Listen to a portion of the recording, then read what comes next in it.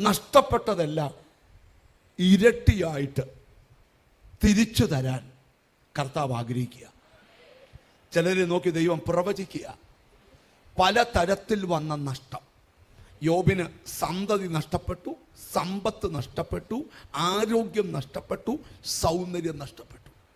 ഇതെല്ലാം ഇരട്ടിയായി തിരിച്ചു ദൈവം കൊടുത്തു. അപഹരിച്ചത് പിശാചാണെങ്കിൽ ഇരട്ടിയായി കൊടുക്കുന്നത് ദൈവമാണ്. ഒരാമയും വരുന്നില്ല. ശത്രുവിന്റെ കോട്ടയിൽ പോയി അവനെ തകർത്തേ ചല്ല തരാൻ പോകുന്നത്. നിന്നെ തകർത്തവൻ നോക്കി നിൽക്കെ നിനക്ക് ഇരട്ടിയായി തിരിച്ചു തന്ന് നിന്നെ മാനിക്കാൻ ദൈവം ആഗ്രഹിക്കുന്നു. ആർക്കൊക്കെയോ വലിയ ഓപ്പണിങ് ദൈവം തരാൻ പോവാ. ലൈഫിൽ ആർക്കു വേണ്ടിയും ചെയ്യാത്ത പോലെ ദൈവം നിനക്ക് വേണ്ടി ചെയ്യാൻ ആഗ്രഹിക്കുക. ഞാൻ വീണ്ടും പറയുന്നു, നഷ്ടപ്പെട്ടത് എങ്ങനെയോ അങ്ങനല്ല തിരിച്ചു തരാൻ പോകുന്നത്. വേറെ വഴി, പ്രതീക്ഷിക്കാത്ത വഴി, ഇതുവരെ ആർക്കും ഓപ്പൺ ചെയ്തു കൊടുക്കാത്ത വഴി പ്രാർത്ഥിക്കുന്ന നിനക്ക് ഓപ്പണായി വരും. നിങ്ങളുടെ ലൈഫിൽ നിന്ന് ഒഴുകിപ്പോയ പലതും ഇരട്ടിയായി തിരിച്ച് നിങ്ങളുടെ ലൈഫിലേക്ക് കൊണ്ടുവരാൻ കർത്താവിന് ആഗ്രഹമുണ്ട്. ഒരാമയും പറഞ്ഞോട്ടെ.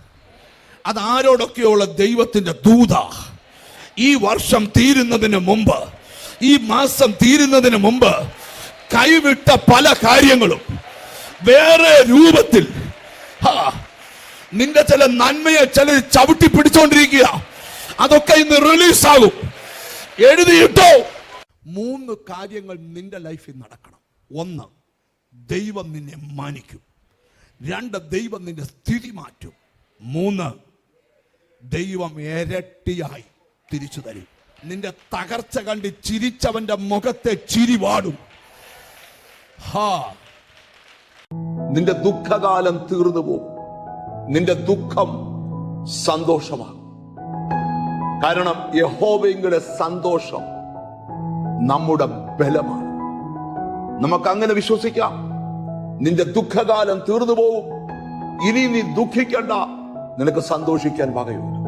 കണ്ണുകളെ അടച്ച് പ്രാർത്ഥിക്കാം. കാരുണ്യവാനായ ദൈവമേ, സ്വർഗസ്ഥ പിതാവേ, ഒരിക്കലും മാറാത്ത ദുഃഖത്തിന് ഞങ്ങൾക്ക് പരിഹാരം ഉണ്ടാക്കി തന്നു.